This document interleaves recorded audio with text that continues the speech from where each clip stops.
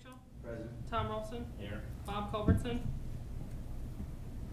Joe Brickler. Here. Peggy Brickway. Here. Ray Culbertson. Here. Chris Sauer. Here. Chris Schildmeyer. Present. Jerry Wiedemann. Amy Osmalley. Here. Okay. You all have been presented with a copy of the minutes. Is there a motion to approve the minutes as read and dispense with the reading of the minutes?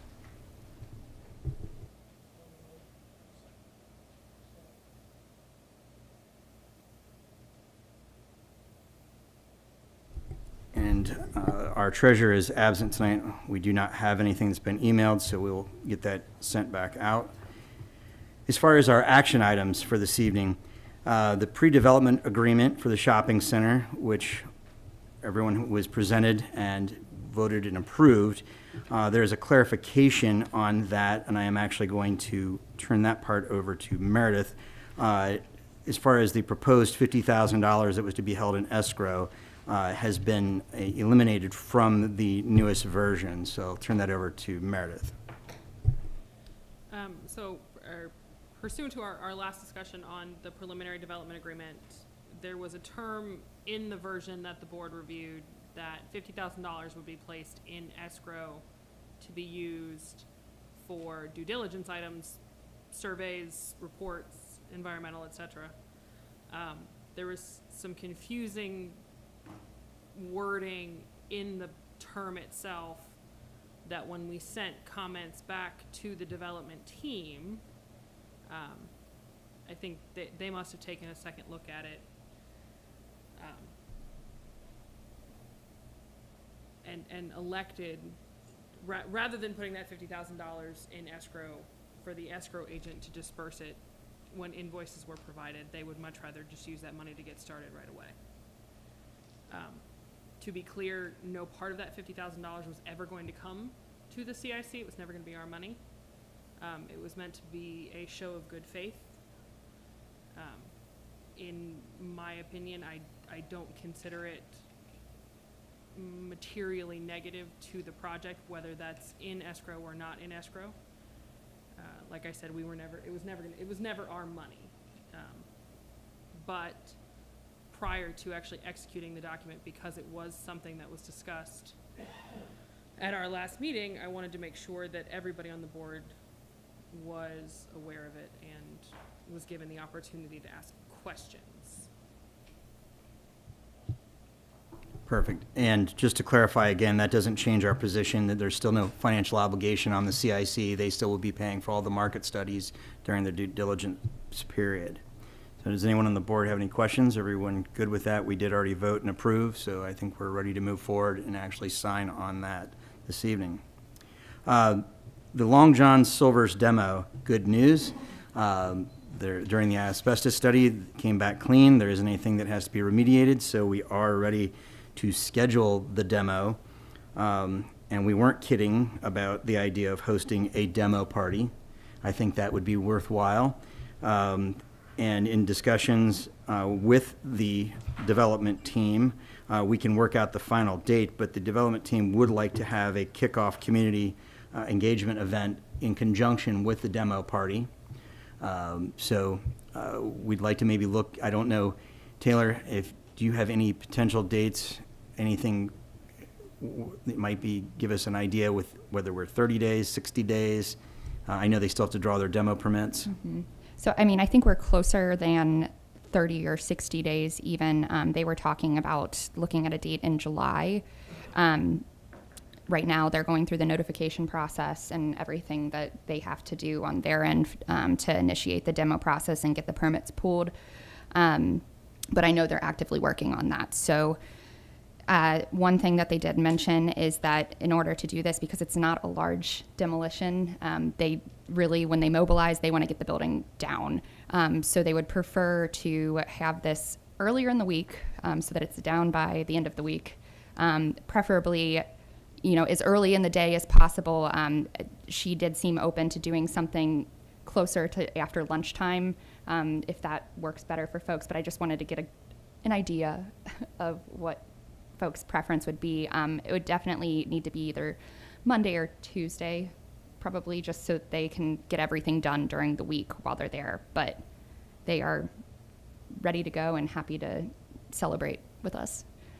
Would they potentially be willing to entertain even mid-afternoon rather than just like right after lunch? Because part of the thought being is if anyone wanted to witness some of this and also at the same time be able to, engage with the development team, that's not necessarily the most conducive time. Whether or not that we could even convince them doesn't mean that they have to make great progress on the first day, but whether or not they would be willing to do something a little later. I think we'd have to talk to them about that. For them, it's more of a logistics question. If they're getting out there and they're, taking swipes at the building, typically they get the building down that same day. So I'll gauge with her on exactly how late we can have it and push for the latest time possible. But they don't want to tear the building down halfway while they're on site because it's not going to be a major. I mean, can we do like a ceremonial demo where like somebody takes like a one swipe of a sledgehammer and then somebody else comes in the following day and does all the work? Potentially. They could maybe mobilize their equipment to the site and have it there, and then start the demo the next day. I think that's something that we can talk about. Okay. But they're ready to go as soon as they can notify everyone and pull their permits. So I think you're trying to take the fun out of the event, Meredith. I'm not the one who suggested a Monday, okay? I think it's just up to us to kind of organize what we want that to look like. I think you missed the part about how the demolition company is allowing me to actually take the first strike with the track hoe, so. This is true. Now we understand. I thought I was being accommodating. I was like, we're going to give Jonathan a sledgehammer, it'll be fine. Nope. So with that being said, the one thought being is that if we could potentially request the city's tent, whether we could actually get that set up maybe across the street or have something set up where we could actually, host the community could come over, we'd be willing to offer some refreshments and allow for an opportunity for people to kind of see what's happening. But we could work out those details once we have a date and, try to get that set up. Next item, shopping center leases. So it has come back up again, and I've done a pretty good job of actually sticking to our guns on what we had discussed regarding Dollar General, whose lease expires at the end of December. The last we discussed, we agreed to month with a 60-day termination notice. So at this point, they're coming back again asking for a minimum of 1 year with a 90-day termination, and I basically said no. There's really no need for that. I mean, I understand they were a good tenant for a period of time. With what we have in the works, I don't think that's really, basically they kept wording it to me. It's really the same thing. It's not. As the lawyer on the board, it's not. Yeah, exactly. So, perfect. So I just want to leave everyone with that in case anything came back again. In the meantime, relative to the shopping center, Boost Mobile has been actually reaching out on a regular basis because they're continually having problems with their AC. So, while I was on vacation, I was dealing with their unit that they claimed was out of service again, had another heating and air who put the other unit in respond. They went back out, said the same exact thing, that the individual keeps turning the unit off at night and it can never catch up during the day and remove the humidity to be able to be operational.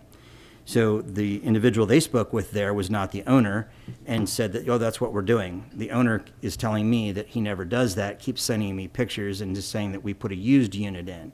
So basically what I'm getting at, obviously with what we have in the works, we just spent over $1,000 to repair that unit 60 days ago because the compressor blew.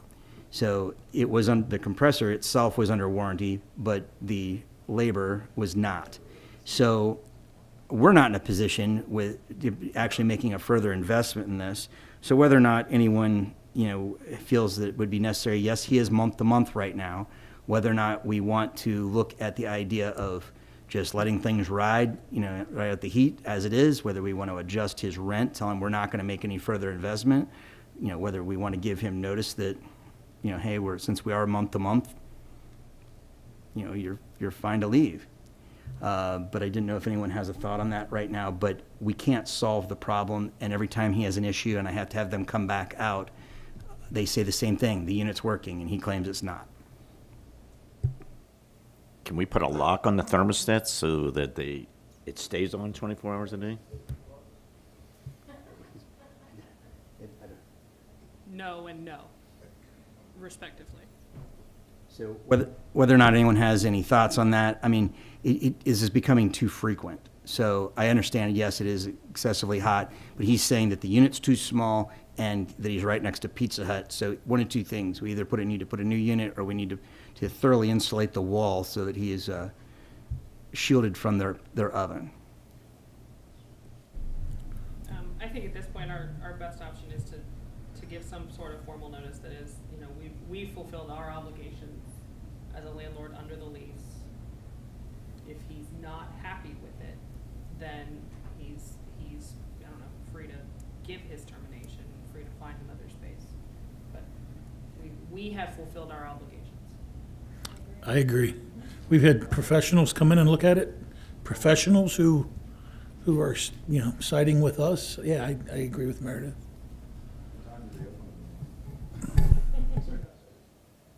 I honestly don't know, but I'm sure that, 10-ish, you could probably find them.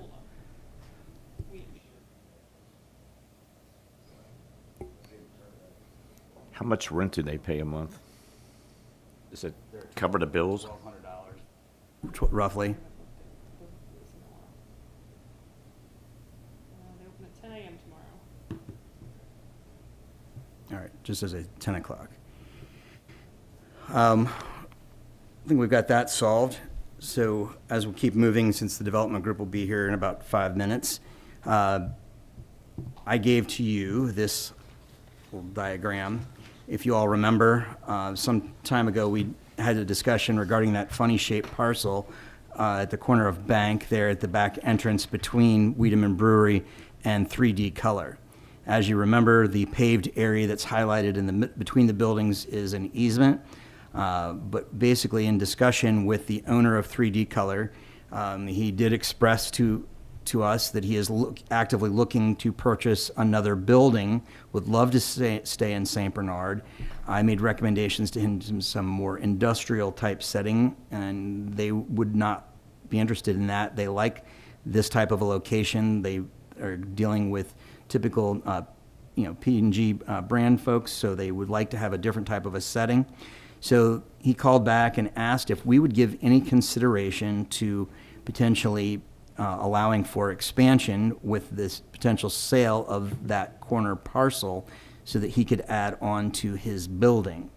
Didn't know if that is even a possibility to research or what we could do, but it would be a fine time if we're going to look at tackling that option as to whether or not they could extend their structure, how much square footage they could gain, but whether or not we would want to go ahead and tackle the issue with the easement between 3D Color and Wiedemann Brewery while we're working through that possibility.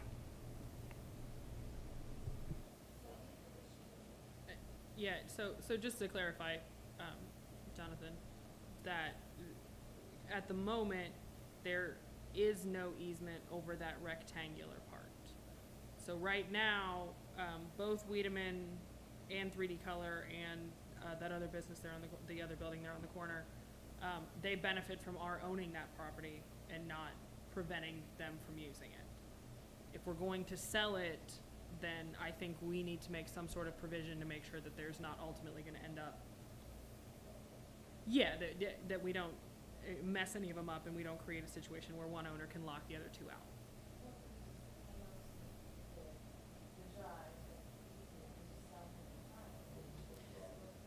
We certainly could. That would cost money, and frankly, I'd rather stop paying taxes on all of it. Particularly if we can get the owners to agree to the easement in substantially the same form that they're enjoying it now. Because then it would make the maintenance their problem, the taxes somebody else's problem. I mean, it gets it off our books completely. And I don't know that the easement, they would have to, yeah. So, yeah, so it would technically be, if we sold the property as is, it would be 3D Colors land, but they would buy it subject to an easement that benefited them, Wiedemann, and again, that building on the corner.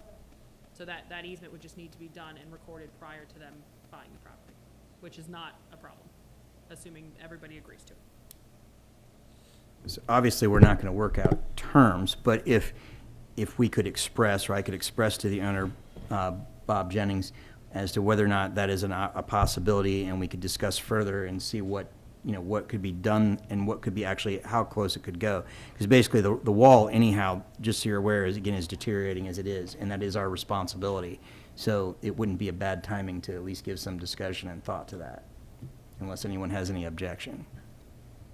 If we can get all the parties to the table, I'm all for getting it off the books.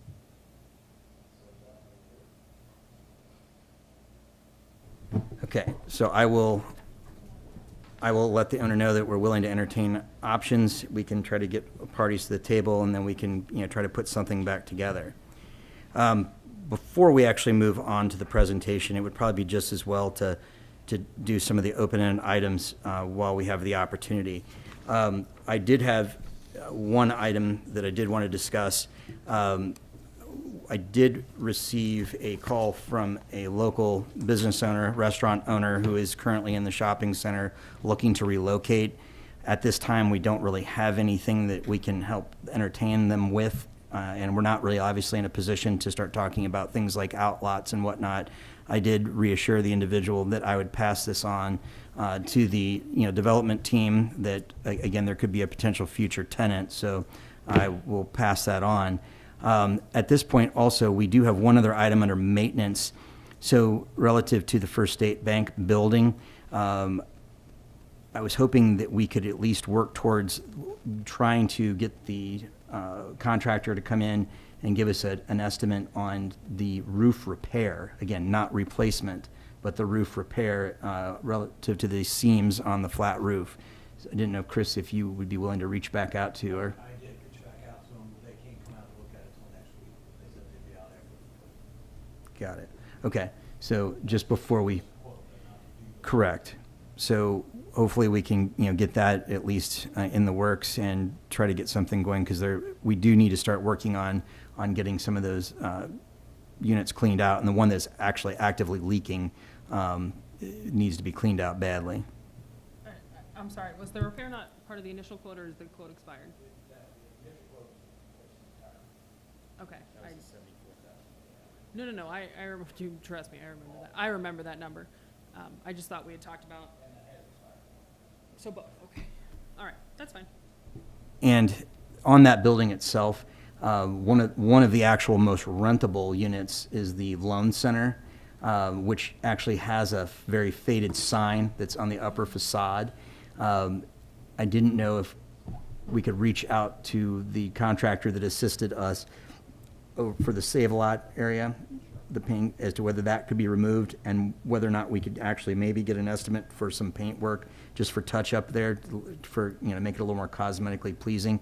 There are some other areas across the facade that do need some patchwork. So while they're at it, whether they could give us, a quote on that. But the building is actually not as atrocious as it may seem. As far as, it actually has some charm, and I think if we could actually spruce it up. Chris Sauer and I spent, some time there working on the landscaping, yanking out bushes, and we have yet to mulch and do some additional plantings, but it does look pretty decent. And so, and it was my own fault for having to mow it twice, because I forgot to tell our mowing contractor that we bought it. So, but it does look pretty decent. It's getting better than it was. So, other than that, does anyone else on the board have anything under open agenda or open discussion? On the sign,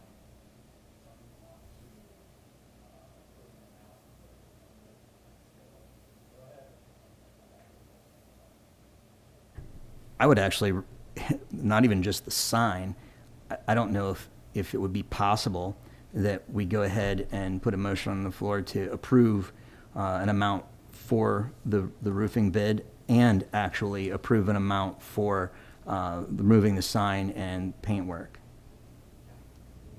Do we have an idea what they're gonna come back with? I don't wanna give a wild range.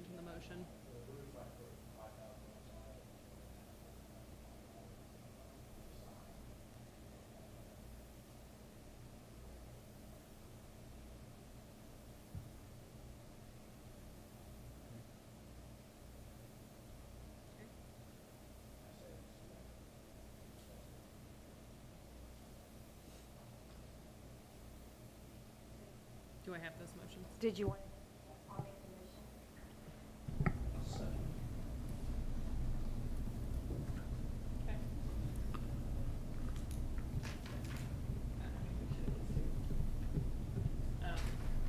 On the motion to approve the roofing contractor's bid in an amount not to exceed $5,000, all those in favor say yay.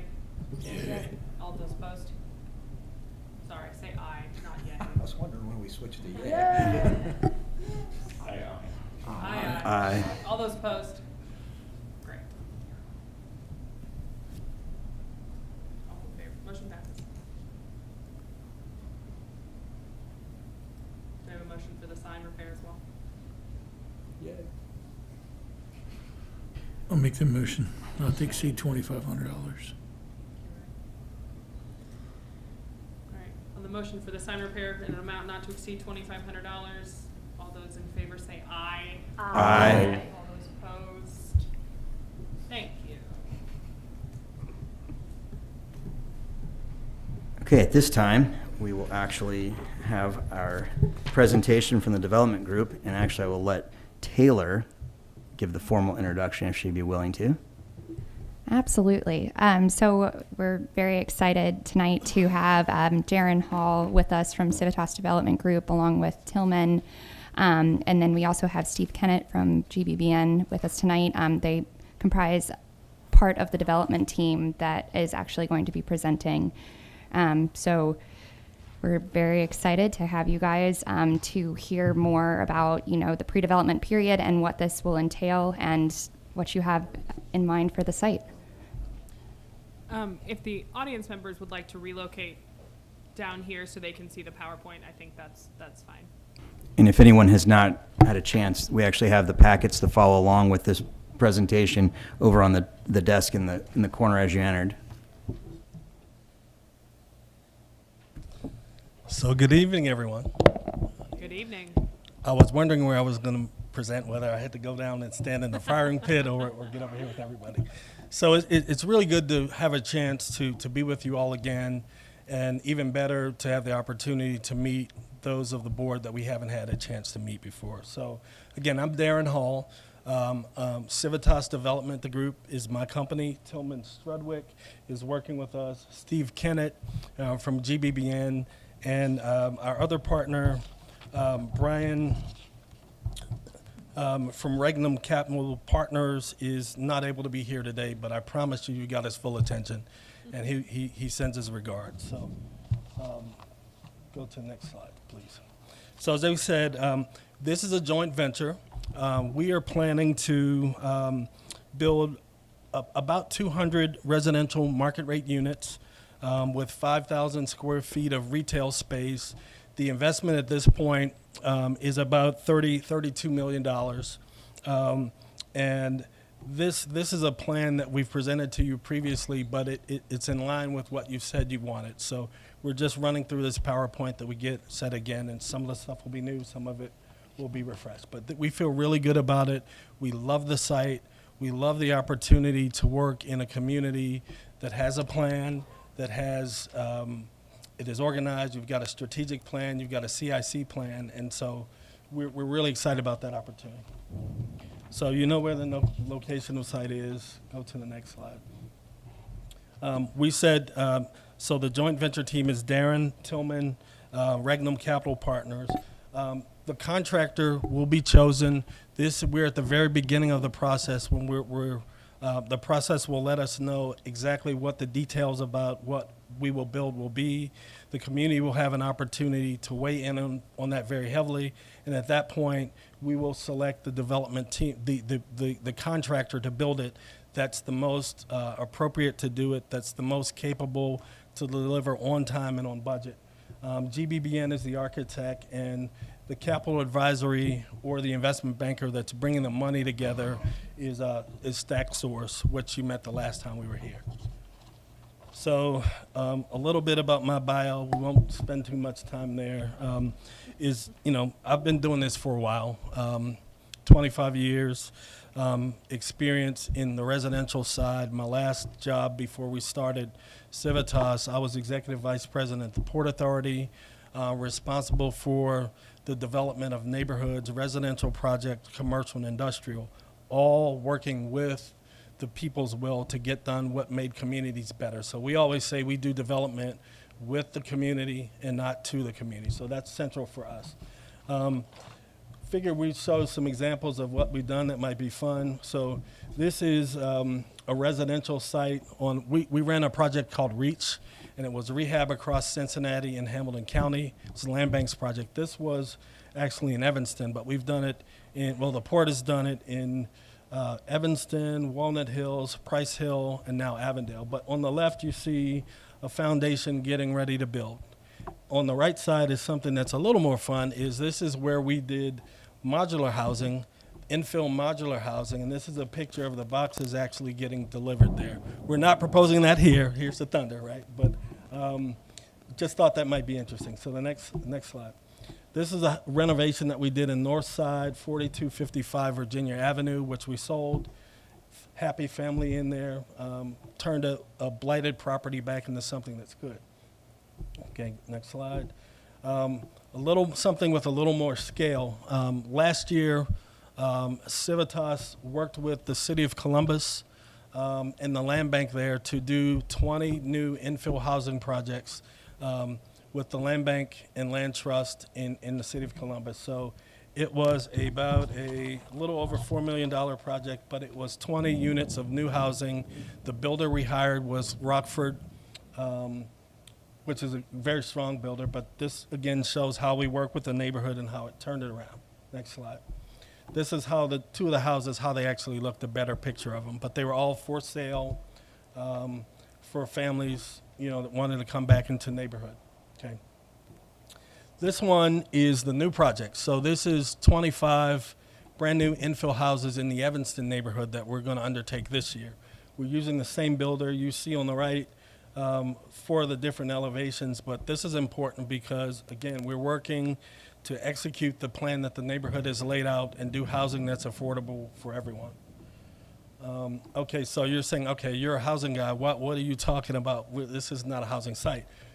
What we're saying is it's an approach on how you develop neighborhoods, how you work with a plan, how you understand what's necessary, how you listen, and then you do it. So we're experts in the engagement side, the strategy side, the housing side. What I knew we needed for this project was an expert on the multifamily side and the larger scale side. This is who Brian Dusek is. He's done this literally 100 times. He is based in Minneapolis, but if you see from his bio, I mean, this is somebody that, first of all, he's mission aligned. So he's going to approach things the way that we would show up with you and be a good partner for you. He's executed, so we complement each other very nicely. Okay, so the next thing we have is our other partner, who is Steve from GBBN. So I'll let him introduce himself to you. Good evening, everyone. It's a pleasure to be here and be back in St. Bernard, actually. I'd like to start with a little bit about GBBN as a practice. As an architectural firm, we believe that positively affecting people is the most important thing we do. Everything we do is with an empathetic ear towards listening to our clients and making a difference in our communities. So this can be small projects and large projects across the country as we work. And it's really what propels us and gives us that mission. I wanted to share just a little bit about some of the recent relevant work that we've been doing. My role at GBBN is the director of our community development team.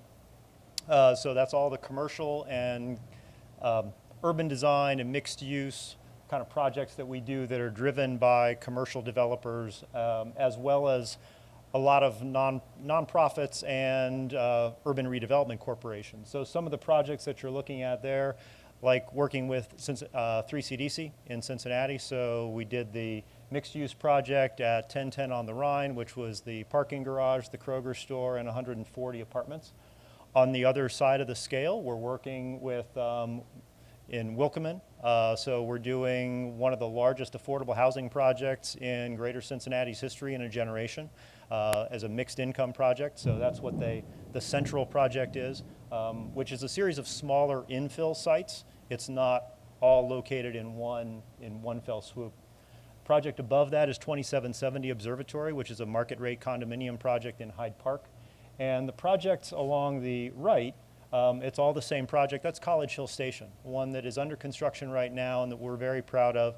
177 new market rate apartments and commercial space. So working with the neighborhood of College Hill, which has some similarities to St. Bernard, we wanted to make sure that after 20 plus years of kind of stable, well, not stable, but unsatisfactory condition that was the old Kroger store, the old Schuller's Wigwam, for those of you old enough to remember that after 20 years, when they actually got something, that it was going to be worth waiting for. And we took a process with them that started through a very robust community engagement session, trying to understand the strengths of College Hill, trying to understand the vision of College Hill in the community, and working closely with CHIRC to give them something that they're really going to be proud of. And that project is going to be opening up and moving tenants in early in 2022.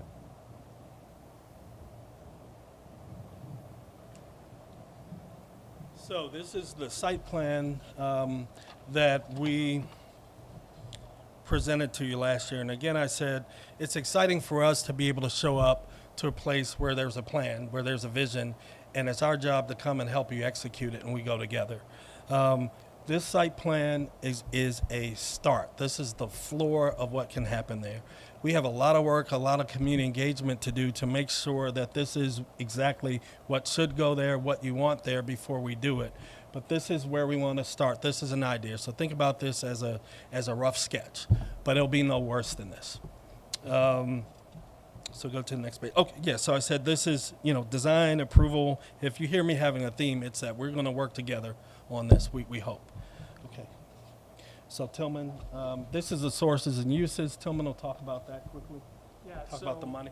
As we're still in a preliminary stage of planning and kind of development ideas for this, as he's mentioned before, there's still a lot of community engagement, collaboration left. But as of this point, we've budgeted out about $32 million for a base case of development that comes out to a little bit under $200 a foot. This would be funded through a mixture of debt, through a construction loan program, whether that be HUD or through a bank or debt fund, mezz lender, also through TIF for about 16% of the project funding. We've already had discussions with the Port Authority of Hamilton County on this. They gave us that precise amount actually for the TIF funding that they would give based off of an original budget that they had. Now that amount could change. The final piece of this would be the equity funding, which would be the investor that would come in alongside, us and Regnum, not as a separate party, but investing alongside of us. Whether we fund that through our own balance sheet or through raising equity or some other kind of vehicle is yet to be determined. We're looking to find the best equity partner and source of capital at that point. I'm in talks every day with Omar Sobi of StackSource and Sobi Companies, the investment banker on the project, to raise the equity and to figure out whether it will be coming off of a balance sheet or an outside capital deal. As of this point, the uses in this project were estimated earlier on by another party who was formerly affiliated with myself and Civitas. This is just kind of a rough estimate of where this is. This comes out to about $160 a foot in hard costs. We have a roughly 10% contingency on the hard costs in there. You'll notice down at the bottom the sales tax savings. That is another program that's available to us through the port. So right now, I think this comes out to about a $32 million project, and we feel good about the financing sources on this so far, and we've received term sheets on debt and the TIF at this point. So I'll pass it over to Darren. So we're all good is what he's trying to say. Okay, so again, we talked about the deal points. I don't want to beat that horse again, but it's a strong location. Everybody wants to be here. You got the team that can deliver it. All the things point to a successful project. So really, the question is what's next, right? so you can change. So when we did this before, we presented you a rough schedule of how we had penciled this out. So you see that at that point, we were talking about doing our due diligence from June to August. Obviously, that's pushed a little back because it's July for all intent and purposes now. We want to get this agreement finalized with the CIC as soon as we can. December, we're saying this is when we go in for our building permits, land transfers in January of 2022. That allows us to hopefully start construction March, first quarter. Phase 1 pre-leasing June of 23. Move-in of August 2023, final phase December, and stabilized in June 24. But a lot of things have to happen for us to hit that timetable. So the next slide. So where are we right now? And right now, we're in this pre-development phase, which we talked about. This is the agreement that we've signed. That allows us, that letter of intent allows us to start our diligence, which we talked about. That's when we're refining the site plan, working to get the right building design, confirms the ability to get the plan approval given our entitlements that we need, that you can give us, and working with a construction partner to get the pre-construction pricing and really sharpen that pro forma. That being said, we want to have that agreement signed, the TIF agreement signed. All the things have to work together. So go to the, so this is what I'm trying to say. We're doing three things at once. So we've got the community engagement piece. While we're doing that, we've got to work on the agreement with you all to make sure that that's buttoned up and ready to go. And at the same time, we've got to, no, so I missed a step. So the community engagement piece, we want the due diligence. That's all the details we need to do, all the site plans, all the engineering, all the things that we need to make sure that it's right. That allows us to finalize the purchase and sale agreement, and then we close on the property. So I talked about community engagement. So let's dive a little bit deeper into that, and Steve's going to talk about exactly what you should expect. Apologize for some of the funky fonts there. As I mentioned with College Hill, we went through a very robust community engagement process.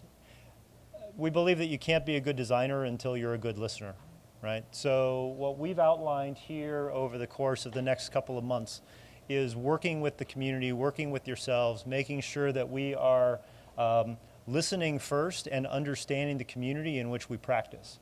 So we would host a session, you all would host a session, probably a couple weeks out, and we would spend some time understanding, some of this is our own research and preparation, but really do some analysis, understanding the strengths. We've started that. I'm proud to say that I was a resident, actually lived next door to Amy for about 20 years up until very recently. So I know a little bit about the community, but we want to make sure that we are listening to those who are already here and have been here for generations. St. Bernard has a great history. Also, we want some perspective of those that you're trying to attract. We want to understand what they're looking for. So we can review then some visual precedents. We can get an understanding of what they like, what they don't like, and then we can together establish what has really become our goal and vision for the project. Work on that for a while, and coming back the next month, we can refine that. We can make sure as we respond to you that we can confirm that we heard what we thought we heard, and that you are part of that process, so we can refine that goal and vision. We can talk about this project types. So there's a lot of moving parts to this project. It will have, like College Hill, again, we had an opportunity to rebuild the housing ladder, right? So a variety of unit types, of unit sizes, different lifestyles. We've talked in this project about the use of townhomes. We've talked about the use of flats. We've talked about commercial space. We know that you want density, but trying to understand really what the specifics of that density are that are going to meet your goals is what we want to be able to dig into a little bit more. So we'll be doing some ideation about that. We'll look at some options, get your feedback on how these options feel, how they flow, what kind of space that they create. Just as important as the buildings that we're going to build are the spaces that we create. That's really critical. And we want to make sure that St. Bernard has a heart in this part of the development. This is a great opportunity as an exclamation point to your business district and a gateway into the city from the north, and we want to make sure that it is doing all of those things for you. So then in session 3, we will present the findings that Darren referenced in due diligence. So that's going to be things like geotechnical, making sure we have an ALTA survey, making sure that we have a pro forma that is going to be massaged, that it's working, and that it is in alignment with the visuals of the conceptual design. So when we talk about a 3-story building or a 4-story building, we have some rough idea of materials. When we talk about public space, we understand how it's going to feel, how it's going to flow, the kind of experiences that you all want to be able to create and call home. So, again, just to kind of close up, we're saying teamwork is key. We're all in this together. This is your community. We're coming in. We're trying to build a relationship here, and your input is critical to this design.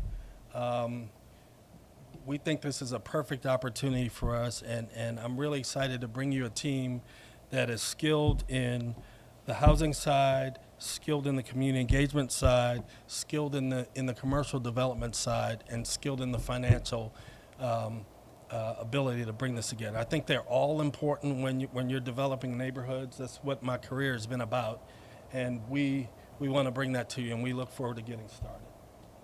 Next.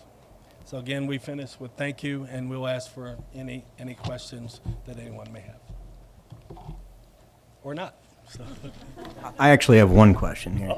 So knowing, coming forward with the community engagement portion, not just speaking about the actual shopping center site itself, of course, everyone is eyeing the soon-to-be torn down Long John Silver's area and making many, many speculations as to what might be there, what might go there, or what we're proposing, or what they think we have an agreement with right now. So knowing that there is a need for that corner to be developed, and will you be working, I know that's a phase 2, but knowing that there still are possibilities that could be coming forward sooner than the completion of the shopping center site.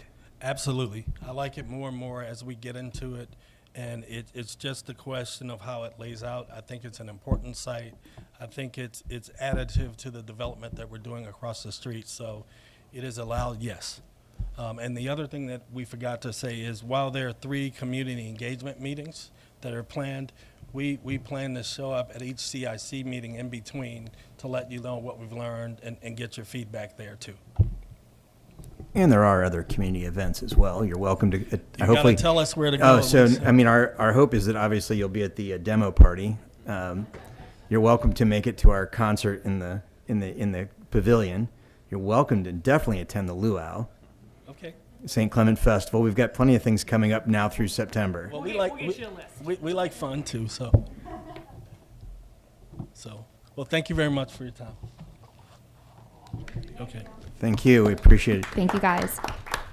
At this point, just again, does anyone in the audience have any questions for the CIC under open discussion or agenda items?